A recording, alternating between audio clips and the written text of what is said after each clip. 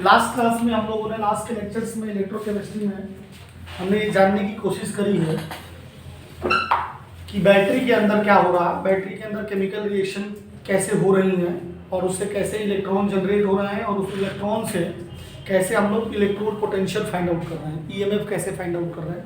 फिर उस बैटरी के इक्वेशन को हम लोगों ने डेल्टा जी से जोड़ा। क्यों जोड़ा डेल्टा जी से? गिब्स फ्री एनर्जी से इसलिए जोड़ा क्योंकि गिब्स फ्री एनर्जी एक ऐसा कॉन्सेप्ट है जो हमें ये बता रहा है कि रिएक्शन स्पॉन्टेनियस होगी या नहीं होगी। भाई अगर तुम कोई सेल बनाना चाह रहे हो या बैटरी बनाना चाह रहे हो तो जो भी रिएक्शन उसमें करवाओगे उस रिएक्शन में जो है आपका ये जरूरी है ना कि वो रिएक्शन स्पॉन्टेनियस होना चाहिए। अगर वो रिएक्शन स्पॉन्टेनियस ही नहीं हो रही है तो फिर वो बैटरी या सेल बनेगी कैसे, उससे हम इलेक्ट्रिसिटी जनरेट कैसे करेंगे, है कि नहीं। उसी में अब थोड़ा सा हम लोग और डीप जा रहे हैं और इलेक्ट्रोलाइट के ऊपर फोकस करेंगे कि आखिर इलेक्ट्रोलाइट जो होगा उस इलेक्ट्रोलाइट की कंडक्टिविटी कैसे चेंज होगी, या कोई भी सॉल्यूशन है किसी भी इलेक्ट्रोलाइट को अगर हम लोग पानी में डालते हैं तो कैसे वो एज ए कंडक्टर बिहेव करता है। तो उसको थोड़ा सा हम कंपेयर कर लेते हैं अपना करंट एंड इलेक्ट्रिसिटी वाले टॉपिक से। फिजिक्स में हम लोगों ने पढ़ा था तो करंट एंड इलेक्ट्रिसिटी जो टॉपिक है that is difference between physics and chemistry. Physics जो है ज़्यादातर मैक्रो लेवल पे बात करती है, यहाँ पे माइक्रो लेवल पे बायोलॉजी एंड केमिस्ट्री में थोड़ा सा माइक्रो लेवल पे जानी करती है चीज़ें। इट इज़ थोड़ा यहाँ पे इमेजिनेशन आपका ज़्यादा ज़रूरत पड़ेगी क्योंकि आपको सोचना पड़ेगा और सोचना ही ज़रूरी है रदर देन कि आप विजुअल्स देख के चीज़ों को समझो। जैसे आजकल जो ट्रेंडिंग पे चीज़ें चल रही हैं कि हम हर चीज़ का वीडियो देख लेते हैं। वीडियो देख रहे हो तो तुम्हारा इमेजिनेशन खत्म हो रहा है, आप सोच नहीं रहे हो। मुझे ऐसा लगता है, मेरी पर्सनल ये थिंकिंग है कि आपको इमेजिनेशन अपना अप्लाई करना चाहिए। कई बार वो गलत भी हो जाएगा लेकिन कोई दिक्कत नहीं, धीरे धीरे जैसे जैसे पढ़ोगे वो चीज़ क्लियर होनी चालू हो जाएगी। लेकिन आप कम से कम सोचना तो चालू करोगे। आपने एक विजुअल्स देख लिया, उसे तुरंत चीज़ समझ में आ गई तो उसमें आपके दिमाग के ऊपर प्रेशर नहीं लगा। बात समझ में आ रही है? तो यहाँ पर हम लोग कोशिश करेंगे अपना इमेजिनेशन अप्लाई करने के लिए। अल्बर्ट आइंस्टाइन भी बोल के गए हैं कि imagination is more important then knowledge. तो नॉलेज भी जरूरी है, इमेजिनेशन भी जरूरी है, लेकिन इमेजिनेशन ज़्यादा जरूरी है। बात समझ रहे नहीं समझ रहे हैं? तो देखो जैसे वहाँ पे हम लोगों ने पढ़ा था करंट इलेक्ट्रिसिटी में, हम लोग के गुरुजी ने पढ़ाया था कि कोई भी कंडक्टर सॉलिड कंडक्टर वो या मेटल का है वो इलेक्ट्रिकल कंडक्टिविटी कैसे शो करता है। तो कहा गया था कि जो कंडक्टर होते हैं उनके अंदर क्या होते हैं, उनके अंदर फ्री इलेक्ट्रॉन्स होते हैं। उनके अंदर क्या होते हैं? फ्री इलेक्ट्रॉन्स होते हैं और उन फ्री इलेक्ट्रॉन्स की वजह से कंडक्टिविटी शो होती है। इसके अंदर क्या है? फ्री इलेक्ट्रॉन्स हैं। अब जैसे ही तुम इसको एक सर्क्यूट में जोड़ देते हो, चाहे वो एसी के साथ हो चाहे डीसी के साथ, तो इन इलेक्ट्रॉनों का मूवमेंट चालू हो जाता है और मूवमेंट की वजह से करंट फ्लो होती है। बात समझ में आ रही है? अब ये जो भी आपका सॉलिड कंडक्टर है इसकी कंडक्टिविटी टेम्परेचर पे भी डिपेंड करती है। और कैसे डिपेंड करती है? मैं बात जो है कंडक्टर की कर रहा हूँ, ये याद रखिएगा, क्योंकि मुझे जितना पढ़ाना है यहाँ ज़्यादा डिटेल में नहीं जाना क्योंकि हमारा एजेंडा वो है, लेकिन इसके रिलेट करके पढ़ेंगे तो याद रहेगा। बात समझ में आ रही नहीं आ रही? तो अगर किसी भी कंडक्टर के लिए अगर आप टेम्परेचर बढ़ाओगे तो रेसिस्टेंस जो हो जाएगा वो क्या हो जाएगा? बढ़ जाएगा। रेसिस्टेंस जो हो जाएगा बढ़ जाएगा। Try to understand one thing कि कंडक्टिविटी का मतलब क्या है। जैसे क्या था ना, एक बच्चा बहुत टैलेंटेड है, बहुत ज़्यादा टैलेंटेड है, तो उस टैलेंट का क्या करें जब तक उसका एप्लीकेशन नहीं है। बात समझ में आ रही कि नहीं आ रही? जैसे कई सारे जो है एक्टर्स हैं, कहा जाता है बहुत टैलेंटेड है, बहुत टैलेंटेड है, और जब पिक्चरें करते तो घटिया सी करते हैं, एक्टिंग वही घटिया सी होती है।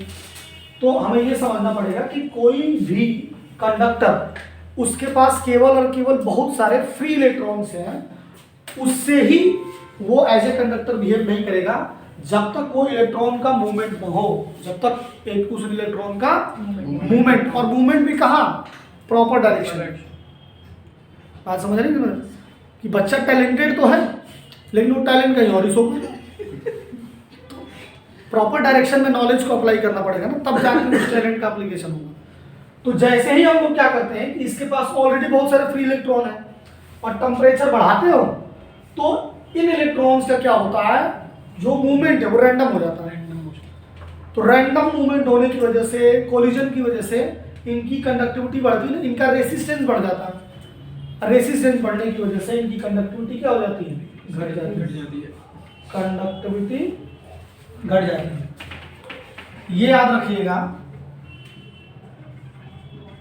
कि इमोशंस को अप्लाई मत करिएगा, क्योंकि नॉर्मली आप सोचोगे तो टेम्परेचर बढ़ाने से क्या होगा कि बॉन्ड टूटेंगे, ज्यादा इलेक्ट्रॉन हो जाएंगे, कंडक्टिविटी बढ़ जाएगी। लेकिन ये सेमीकंडक्टर में होता है, ये इंसुलेटर में होता है। कंडक्टर में ऑलरेडी इलेक्ट्रॉन पड़े हुए हैं, अभी तो वो कंडक्टर है।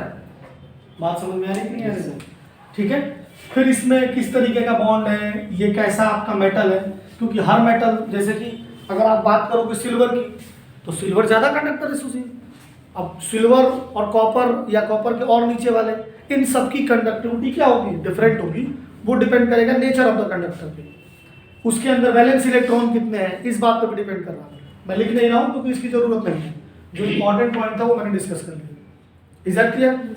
अब सिमिलरली हम लोग क्योंकि बात कर रहे हैं इलेक्ट्रोलाइट्स की, हम लोग बात कर रहे हैं इलेक्ट्रोलाइट्स की, क्योंकि हमारे घर में जो ल्यूमिनस की बैटरी लगी हुई है या कोई भी बैटरी लगी हुई है, उसके अंदर तो लिक्विड है, वहां तो सॉल्यूशन है ना भैया। जो डब्बा बना हुआ है प्लास्टिक का, उसके अंदर सॉल्यूशन से वो चीजें चल रही हैं। तो क्या होता है कि जब एक इलेक्ट्रोलाइट को किसी सॉल्यूशन में डालते हो, मान लीजिए कि सिंपल समझने के लिए जो रेंचो ने बताया था, सॉल्ट वाटर की बात कर लेते हैं, NaCl की। तो जब NaCl पानी में डिसोसिएट होगा तो Na प्लस और Cl माइनस में टूटेगा, और इसके अंदर बहुत सारे आयन्स आ जाएंगे। याद करो 3 इडियट्स का वो ऐतिहासिक सीन, जिसमें फरहान कुरैशी का जो वो चल रहा है, पीछे बैकग्राउंड में आवाज चल रही है, salt water is a good conductor, ये हमने पढ़ा था, उसने अप्लाई किया। बात समझ में आएगी यार? तो ये जो सॉल्ट वाटर है, ये एक अच्छा कंडक्टर क्यों है सुशी? ऐसा इसलिए क्योंकि इसके पास क्या है, आयंस। इसके पास क्या है, आयंस। इन आयंस के मूवमेंट से भी इलेक्ट्रिकल कंडक्टिविटी होती है, जिसे हम लोग क्या कहते हैं, आयनिक कंडक्टिविटी। आयनिक कंडक्टिविटी कहते हैं। बिल्कुल वैसा ही है जैसा यहाँ पर कंपेयर करो। लेकिन जब यहाँ पर आप टेम्परेचर बढ़ाते हो, ध्यान देना, इस पे आपके स्टेटमेंट वाले क्वेश्चन आ सकते हैं। जब आप टेम्परेचर बढ़ाते हो, हमारे पढ़ाने के बाद भी आप NCERT जरूर पढ़ें, कम से कम एक किताब को तो फॉलो करिए। टीचर कोई भगवान नहीं है, टीचर सिलेक्शन नहीं कराता, टीचर सिर्फ एक गाइड है। तो भाई अगर देखोगे तो द्रोणाचार्य ने तो सबको ही सिखाया था सेम, लेकिन अर्जुन अच्छा निकला, अर्जुन ने ज़्यादा सीखा। बात समझ में आ रही नहीं आ रही है? तो आपको बुक्स भी पढ़नी चाहिए। बुक्स पढ़ोगे तो आपका सोचने का डोमेन जो होगा वो बड़ा हो जाएगा। जो सोच रहा है ना, ये डोमेन बहुत बड़ा हो जाएगा, 10x का डोमेन हो जाएगा, -∞ to ∞। और जब डोमेन बड़ा होगा तो इसमें 2 चीजें होती है, खतरा भी है। उसमें क्या होता है कि रिवीजन ज्यादा करना पड़ता है कि एग्जैक्ट चीजें भरें, क्योंकि अब तुमने एक बार पढ़ लिया, आता है, भूल गए, फिर वहां जाकर कंफ्यूज हो एग्जाम में। भाई 4 ऑप्शन में तो कंफ्यूज हो जाओगे ना। तो अब यहाँ पर अगर टेम्परेचर बढ़ाओगे तो नंबर ऑफ आयंस जो होंगे वो क्या हो जाएंगे, बढ़ जाएंगे। और अगर नंबर ऑफ आयंस बढ़ जाएंगे तो कंडक्टिविटी जो होगी, कंडक्टिविटी क्या हो जाएगी, बढ़ जाएगी। कंडक्टिविटी जो होगी वो क्या हो जाएगी, बढ़ जाएगी। इसके साथ साथ types of electrolyte, types of electrolyte पे भी कंडक्टिविटी डिपेंड करेगी। टाइप्स ऑफ इलेक्ट्रोलाइट का मतलब क्या है बात, कि स्ट्रॉन्ग है कि वीक है, स्ट्रॉन्ग है कि वीक है। जो स्ट्रॉन्ग इलेक्ट्रोलाइट्स होंगे वो नंबर ऑफ आयंस ज्यादा देंगे, जो वीक इलेक्ट्रोलाइट्स होंगे वो नंबर ऑफ आयंस कम देंगे। इस बात पे भी डिपेंड करेगा कि विस्कोसिटी, विस्कोसिटी ऑफ सॉल्वेंट कैसा है।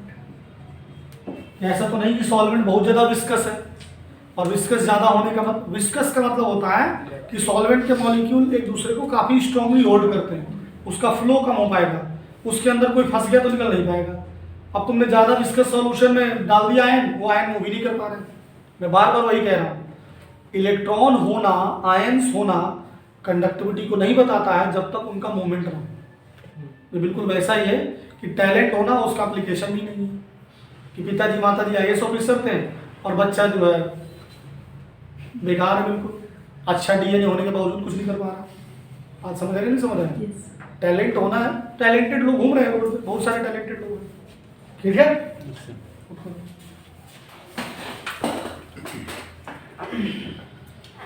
अच्छा, इसमें एक चीज, इस वाले में एक बात और आपको याद रखनी पड़ेगी, कंसंट्रेशन। ये अगर कंसंट्रेशन पे भी डिपेंड करेगा, जो आपकी कंडक्टिविटी होगी, जो आपकी कंडक्टिविटी होगी वो कंसंट्रेशन पे भी डिपेंड करेगी। अगर कंसंट्रेशन ऑफ द इलेक्ट्रोलाइट ज़्यादा होगा तो नंबर ऑफ आयंस ज़्यादा होंगे, कंसंट्रेशन ऑफ इलेक्ट्रोलाइट ज़्यादा होगा तो नंबर ऑफ आयंस जो होंगे वो ज़्यादा होंगे, और नंबर ऑफ आयंस ज़्यादा होंगे तो जो कंडक्टिविटी, यहाँ पर कंडक्टिविटी को हम लोग के से रिप्रेजेंट करने वाले हैं, कप्पा से, तो जो के होगा वो क्या होगा, ज़्यादा होगा। अब इसमें जो सबसे इंपॉर्टेंट टॉपिक जो हम लोग को पढ़ना है वो ये पढ़ना है कि measurement of conductivity of ionic solution, कि किसी भी आयनिक सॉल्यूशन की कंडक्टिविटी कैसे मेजर करते हैं। तो उसके लिए आपको अपने फिजिक्स वाली क्लास में फिर जाना पड़ेगा और आपको ये याद करना पड़ेगा कि किसी भी कंडक्टर की कंडक्टिविटी आप कैसे मेजर करते थे, किसी भी सॉलिड कंडक्टर की कंडक्टिविटी आप कैसे मेजर करते थे। अब सीधे सीधे कंडक्टिविटी मेजर करने का कोई कॉन्सेप्ट नहीं है, उसके लिए सबसे पहले क्या मेजर करना पड़ेगा, रेजिस्टेंस मेजर करना पड़ेगा।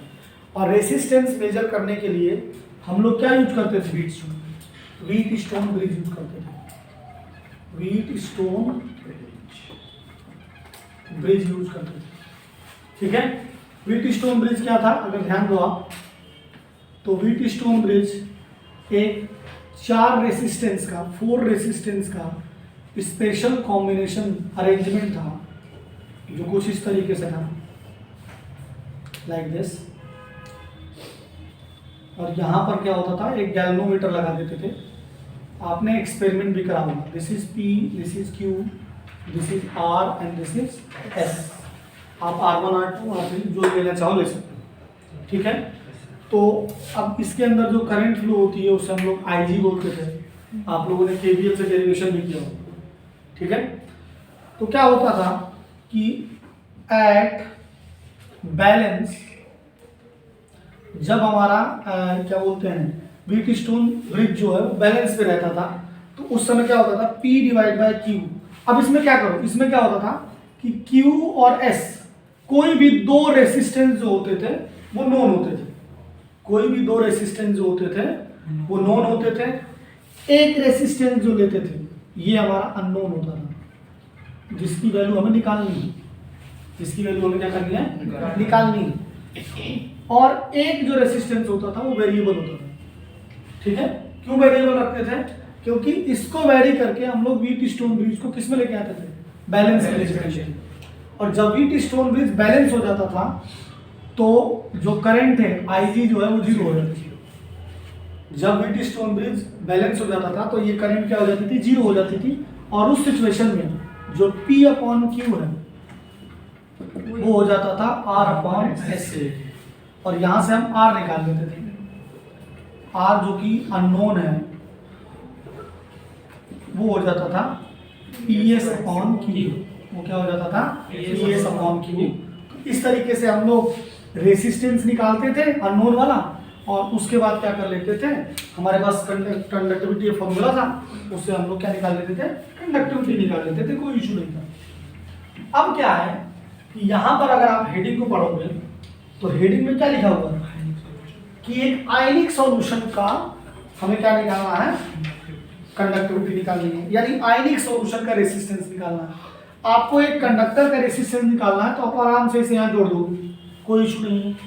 लेकिन एक किसी बीकर के अंदर एक सॉल्यूशन है और इस सॉल्यूशन को आप इससे कैसे कनेक्ट कर पाओगे, नहीं कर पाओगे। वैसे थोड़ी चीज को उठा के इस पर डाल दोगे, पूरा सर्किट ही खराब हो जाएगा। बात समझ में आ रही है। तो measurement of the ionic solution है, उसमें 2 प्रॉब्लम्स आ रही थी। मेजरमेंट ऑफ आयनिक सॉल्यूशन में 2 प्रॉब्लम आ रही थी। एक प्रॉब्लम ये थी कि इस आयनिक सॉल्यूशन को करेक्ट कैसे करें, भाई सॉल्यूशन को कनेक्ट करना आसान नहीं है किसी सर्किट के अंदर।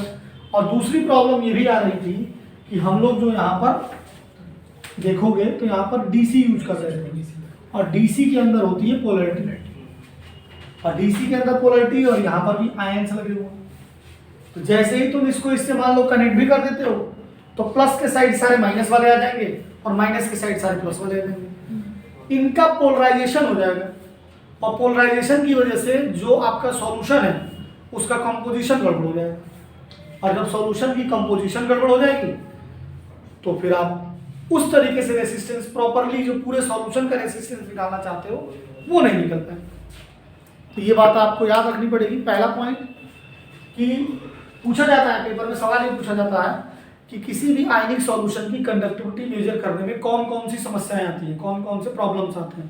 तो पहली प्रॉब्लम ये है कि हम लोग सॉल्यूशन को कनेक्ट कैसे करें, कैसे कनेक्ट करें किसी भी सॉल्यूशन को किसी भी सर्किट से। और दूसरी प्रॉब्लम ये है, दूसरी प्रॉब्लम क्या है कि जो डीसी करंट जो आप यूज कर रहे हो उस डीसी करंट से जो इसका वो है, क्या नाम है आपका, कंपोजिशन है, वो बदल जा रहा है।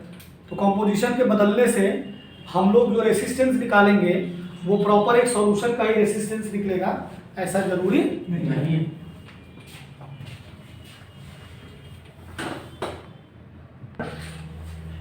तो जो दो प्रॉब्लम्स थी आप लिख दिया अभी यहाँ पे, प्रॉब्लम्स को मैंने बोल के ही बता दिया था।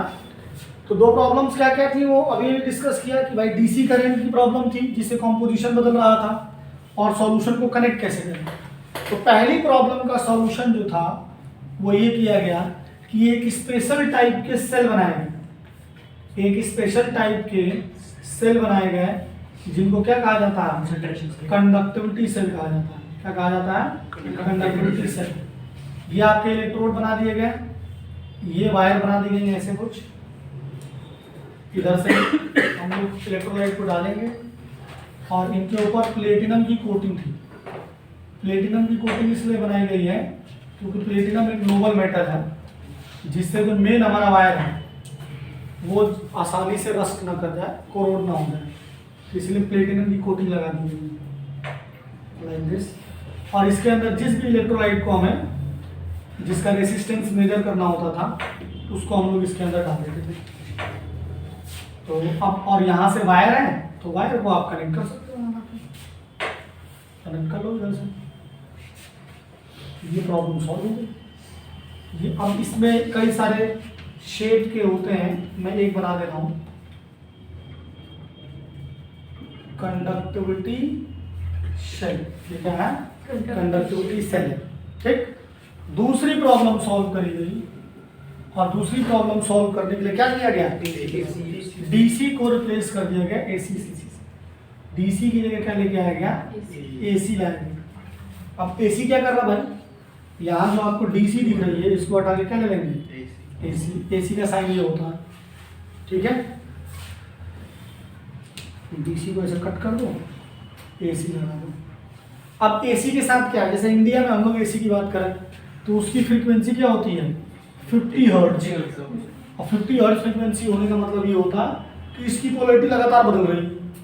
अब ज़्यादातर बहुत तेज़ी से पोलैरिटी बदलती है।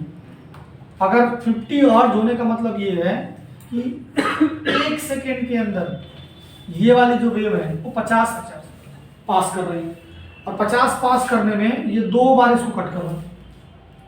समझ रहे हो, नहीं समझ रहे हो। इसीलिए जो बल्ब होता है वो 1 सेकेंड में 100 बार बुझता और जलता है, लेकिन हमारी आंखों की प्रॉब्लम है कि हम इसे रेक्टिफाई नहीं कर सकते। तो अब क्या होता है कि जैसे जैसे पोलैरिटी बदल रही है, ऊपर वाली पॉजिटिव नीचे वाली नेगेटिव, तो इतनी तेजी से पॉजिटिव बदल रही होती है, पोलैरिटी बदल रही होती है कि ये बेचारे आयंस मूव ही नहीं कर पाते। ये जैसे ही नेगेटिव सोचता है कि ये प्लस है तो वो प्लस हो जाता है, फिर ये प्लस हो जाता है तो प्लस हो जाता है। तो इस तरीके से जो है कॉम्पोजिशन पे उतना भयंकर फर्क नहीं पड़ता जितना डीसी से पड़ रहा, क्योंकि डीसी की पोलैरिटी फिक्स है। Is that clear? Yes sir. अब क्या था, सिंपल सी बात है, ये निकाला, यहाँ से फॉर्मूला लगाएंगे और आर निकाल लेंगे, ठीक। अब ये बात करना है हम लोग को कि आखिर ये आर डिपेंड किन किन बातों पे करता है। तो ये बिल्कुल वैसा ही है जैसे कंडक्टर में होता है। अगर मान लो कि दोनों इलेक्ट्रोड के बीच की डिस्टेंस L है, दोनों इलेक्ट्रोड के बीच की डिस्टेंस L है, और जो ये आपको एक लाइन दिख रही है वो बेसिकली एक लाइन नहीं है, वो बेसिकली एक प्लेट है, वो एक प्लेट है, ऐसे लगा हुआ electrode like this, like this. इस प्लेट का एक क्रॉस सेक्शनल एरिया होगा, तो लेट की इसका क्रॉस सेक्शनल एरिया कितना है, ए है, इसका क्रॉस सेक्शनल एरिया क्या है, ए है। तो रेसिस्टेंस क्या होता है, R इज इक्वल टू होता है रो एल अपॉन ए, क्या होता है रो एल अपॉन ए, जहां रो क्या है रेसिस्टिविटी, रो क्या है रेसिस्टिविटी है। अब आप लोग छोटे बच्चे तो नहीं हो कि आर की यूनिट नहीं पता, ओम है, जहां पर रो क्या है रेसिस्टिविटी, क्या है रेसिस्टिविटी। Is that clear? बस अब ये याद रखना कि यहाँ एल और ए जो है वो लेंथ और एरिया तो है, लेकिन एल जो है इलेक्ट्रोड के बीच की डिस्टेंस है, और जो ए है वो क्या है cross sectional area of the electrode.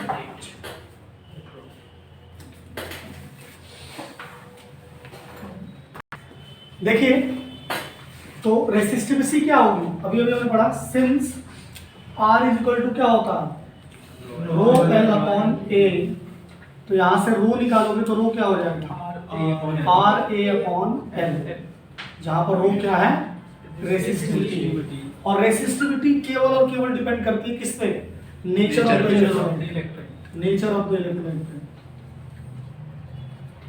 Depends on nature of electrolyte. ये बिल्कुल वैसा ही है जैसे कंडक्टेंस में पढ़ा था।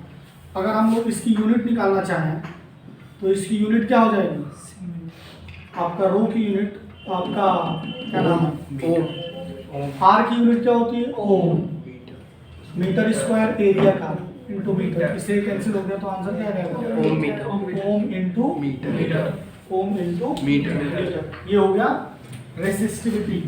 अब रेसिस्टेंस होगा तो रेसिस्टेंस का रेसिप्रोकल भी होगा, अगर अच्छे लोग हैं तो बुरे लोग भी होंगे। अगर इस तरीके से देखें तो अगर रेसिस्टेंस है रुकावट है तो रुकावट का जस्ट उल्टा क्या होगा आगे बढ़ना, अच्छाई, अच्छाई, और that is what conductance, that is वो क्या है कंडक्टेंस। और कंडक्टेंस को यहाँ पर किससे रिप्रेजेंट कर रहे हैं नो कंडक्टेंस जी से किससे रिप्रेजेंट कर रहे हैं जी से। और ये क्या होता है reciprocal of resistance is called conductance, that is G is equal to 1 upon R, G is equal to 1 upon R, या ये कहें कि G is equal to 1 upon rho L upon A, that is A upon rho L, that is A upon rho L। अगर मैं इसकी unit की बात करता हूँ तो यूनिट क्या होगी आपका ओम इनवर्स होगी वो, या फिजिक्स में इसी को बोलते हैं ओम इनवर्स को उल्टा कर दिया जाता है और बोलते हैं महो, या यहाँ पर जो यूज करने वाले हैं साइन यूज करने वाले हैं एस, हम लोग यहाँ पर क्या यूज करने वाले हैं एस यूज करने वाले हैं। Is that clear? Yes. Metre भी है नहीं कंडक्टिविटी, मीटर कहाँ से आएगा भाई, कंडक्टिविटी की होगी। कोई बात नहीं सब ठीक हो जाएगा धीरे धीरे, जब डॉक्टर बनना तो सबसे पहले खुद का इलाज करना। ठीक, अब जैसे रेसिस्टिविटी है तो इसका जस्ट उल्टा भी होगा कंडक्टिविटी, जिसे हम लोग क्या बोलेंगे स्पेशल कंडक्टेंस, स्पेसिफिक कंडक्टेंस। मैंने सर उससे निकाला। देखिए नेक्स्ट जो टॉपिक पढ़ना है हम लोग को, वो क्या पढ़ना है, नेक्स्ट टॉपिक है हम लोग को पढ़ना है कंडक्टिविटी या स्पेसिफिक कंडक्टिविटी। और ये क्या होगी, अब केमिस्ट्री में इसको हम लोग कप्पा से रिप्रेजेंट करते हैं, ये थोड़ा के का ये लाइन बड़ी है, हम लोग के ही बोलेंगे, कप्पा ऊपर ही बोलेंगे। फिजिक्स में आप इसको किससे रिप्रेजेंट करते थे, सिग्मा से रिप्रेजेंट करते थे, किससे रिप्रेजेंट करते थे, सिग्मा से। तो ये कंडक्टिविटी क्या है basically, reciprocal of resistivity. Reciprocal of resistivity is called conductivity, यानी कप्पा इक्वल टू हो जाएगा 1/, कप्पा इक्वल टू हो जाएगा 1/रो, यानी अब रो क्या था, रो था आपका RA/L, तो ये हो जाएगा L/R, क्या हो जाएगा L/RA। अब अगर हम लोग K की यूनिट लिखना चाहते हैं तो K की यूनिट क्या हो जाएगी, इसकी यूनिट क्या थी, ओम इंटू मीटर, तो जब ओम ऊपर जाएगा तो हो जाएगा ओम इनवर्स, और मीटर जाएगा तो मीटर इनवर्स। तो अब ओम इनवर्स को आप क्या कह रहे हो, महो, और मीटर को नीचे ही रखें तो डिवाइड बाय मीटर हो जाएगा, और महो को ही क्या कहा जा रहा है, साइमन कहा जा रहा है। हम लोग केमिस्ट्री में साइमन पर मीटर पढ़ेंगे जहाँ, ठीक है। तो अब क्या होता है, अब एक नया चीज इंट्रोड्यूस करना है हम लोग को, और that is cell constant, that is cell constant. और सेल कांस्टेंट क्या है, G स्टार, देखें ध्यान से, सेल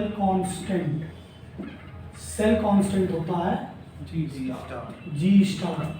अगर आपको अभी अभी हमने पढ़ाया कंडक्टिविटी सेल, अगर कंडक्टिविटी सेल याद है तो कंडक्टिविटी सेल में हमने क्या पढ़ा, ये पढ़ा कुछ इस तरीके से, ये है हमारा कंडक्टिविटी सेल, यहाँ पर प्लेटिनम की कोटिंग है, ये आपकी प्लेटिनम की कोटिंग है जो रेड कलर से हम दिखा रहे हैं, और हमने कहा कि दोनों इलेक्ट्रोड के बीच की डिस्टेंस क्या है, L है, और क्रॉस सेक्शनल एरिया क्या है, तो G स्टार क्या होता है, बताओ G स्टार क्या होता है, G स्टार जो होता है वो होता है L/A, G स्टार होता है L/A, ratio of length between the electrodes divide by cross sectional area of the electrode. ये बेसिक फॉर्मूला है, इज इट क्लियर। और ये चीज एक चीज याद रखना, कई बार क्या होता है कि कई लोगों की ये जीवन का दर्द है, खास करके स्टूडेंट लाइफ में, तो सर फॉर्मूले तो सारे आते हैं, रट लिया सारे फॉर्मूले, सारी फिजिक्स केमिस्ट्री बायोलॉजी सबके फॉर्मूले याद कर लिए, बायोलॉजी में तो नहीं है, लेकिन बायोलॉजी में भी उसमें है, बायोटेक्नोलॉजी में है, तो मान लो कि है फॉर्मूले हैं, सुनो इधर ध्यान से, और सारे फॉर्मूले याद है, सवाल नहीं होता, मैथ के सारे फॉर्मूले याद कर लिए, क्योंकि सवाल इसलिए नहीं होते हैं क्योंकि उस फॉर्मूले की कंडीशन हमें पता ही नहीं। अब ये अगर कंडक्टिविटी सेल है और सवाल में क्या कहेगा, और कंडक्टिविटी सेल जिसका कंसंट्रेशन 0.1 था और फिर से उसका कंसंट्रेशन 0.5 हो गया, तो उसमें G स्टार नहीं बदलेगा, ये आपको पता होना चाहिए। बात समझ में आ रही है, सेल तो सेम ही है ना, क्योंकि सेल किस पर डिपेंड कर रहा है, G स्टार किस पर डिपेंड कर रहा है, L/A। अब तुमने इसमें इसका पानी बदल दिया तो ये थोड़ी बदल जाएगा। अब ये सब चीजें बच्चे ध्यान नहीं देते, तो सर सवाल ही गलत है, पसंद दोबारा वाले का वो दिया ही नहीं था, G स्टार ही नहीं। फिजिक्स में आधा से ज्यादा कर दिया ही, क्योंकि डेरिवेशन का ध्यान दिया नहीं कि किस कंडीशन में डेरिवेशन बनाई गई है, बस रट लिया, बस फॉर्मूले रट लिए। फॉर्मूले जब रट रहे हो ना तो उसमें ध्यान दो कि वो डेरिवेशन जो हुआ था वो कैसे हुआ था, इसीलिए कॉम्पिटिटिव एग्जाम्स में जो है डेरिवेशंस कराए जाते हैं, नहीं तो उनको भी बताना कि फॉर्म न्यूमेरिकली करना, इसलिए कराए जाते हैं क्योंकि सवाल में वो कंडीशन हो, समझे। जैसे कि अभी निखिल ने बताया G star equal to L/A since, अभी हम लोगों ने पढ़ा ये वाला K वाला, हमने ये पढ़ा कि K इक्वल टू क्या रहा, L/RA, तो आप क्या करो, इस RA को क्या लिख सकते हो, G स्टार लिख सकते हो, तो K इक्वल टू हो जाएगा G star divide by R, तो यहाँ से सेल कांस्टेंट G स्टार आ जाएगा कप्पा इंटू रेसिस्टेंस। ये रिलेशन याद रखना है, cell constant is equal to होता है conductivity into resistance, conductivity into resistance, conductivity into resistance. ये सीधे सीधे भी पूछा जाता है जो लोग इस बोर्ड की तैयारी कर रहे हैं, ठीक है।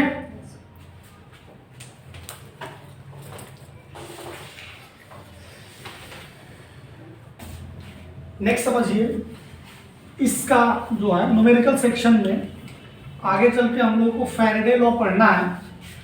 उसके पहले का न्यूमेरिकल वाले टॉपिक का आखिरी टॉपिक है। इसके बाद हम लोग को थोड़ा एक थ्योरेटिकल कॉन्सेप्ट पढ़ना है कि वेरिएशन का क्या फर्क पड़ता है, कि अगर हम लोग कंसंट्रेशन बदलेंगे तो कंडक्टिविटी और मोलर कंडक्टिविटी पे क्या फर्क पड़ेगा, उससे भी चर्चा करेंगे। उससे पहले जो है हमें समझना होगा कि मोलर कंडक्टिविटी क्या है। मोलर कंडक्टिविटी को हम लोग किससे रिप्रेजेंट करते हैं? लैम्डा एम से रिप्रेजेंट करते हैं, ठीक है। तो लैम्डा एम, मोलर कंडक्टिविटी क्या होती है? मोलर कंडक्टिविटी होती है आपका रेशियो ऑफ कंडक्टिविटी और concentration. Ratio of conductivity and concentration is called conductivity, is called molar conductivity. लेकिन इसका जब एग्जैक्ट फॉर्मूला प्रॉपर अप्लाइड करने वाला लिखेंगे तो वो होगा lambda is equal to K into 1000 divide by C, K into 1000 divide by C। जहाँ पर आपको ये याद रखना होगा, और अननेसेसरी का नेता नहीं बनना कि हम इसको कन्वर्ट कर लेंगे, ये कर लेंगे, ये सब नहीं करना है। सीधे याद करना, ये तब यूज होगा फॉर्मूला जब मोलर कंडक्टिविटी की यूनिट क्या होगी? Simon centimetre square mole inverse, Simon centimetre square mole inverse, ठीक है। और यही लैम्डा एम बदलेगा और वो हो जाएगा K divide by C into 1000। जब हमारी यूनिट क्या हो जाएगी? जब हमारी यूनिट हो जाएगी साइमन, वो उसमें दिक्कत आती है। ठीक है। फिर देखो, अगर मोलर कंडक्टिविटी की बात करो तो मोलर कंडक्टिविटी में अगर unit siemens centimetre square mole inverse है तो फॉर्मूला होगा ये, और siemens metre square mole inverse है तो फॉर्मूला होगा ये। अब इसको कन्वर्जन में मत जाना आप लोग, formula wise unit wise formula याद कर लेना। यहाँ पे जो C है वो बेसिकली कंसंट्रेशन है, और कंसंट्रेशन यहाँ पर हम लोग किस में लेने वाले हैं? मोलरिटी में, दैट इज मोल पर लीटर, दैट इज मोल पर लीटर, ठीक है। नेक्स्ट क्लास में हम लोग वेरिएशन पढ़ेंगे, और वेरिएशन के साथ साथ कॉलवेयर्स लॉ भी पढ़ना है, और फिर एक साथ इसके न्यूमेरिकल को खत्म करेंगे। उसके बाद नेक्स्ट टॉपिक जो हम लोग पढ़ेंगे वो क्या पढ़ेंगे? फैराडेज लॉ, इलेक्ट्रोलिसिस पढ़ेंगे, जिसमें फैराडेज लॉ के बारे में चर्चा होगी। बैटरी वाले सेक्शन में नहीं पढ़ाऊंगा, यूट्यूब पे भी नहीं पढ़ाऊंगा, इतना भी ना पढ़ रहा बच्चा तो फिर नहीं पढ़े, ऐसे यूथ की जरूरत नहीं। बैटरी वाले में आपको पूरी रखना है, NCERT से रख लीजिएगा, नोट्स में आपको दे दूंगा, ठीक है। आज के लिए इतना ही, जय हिंद।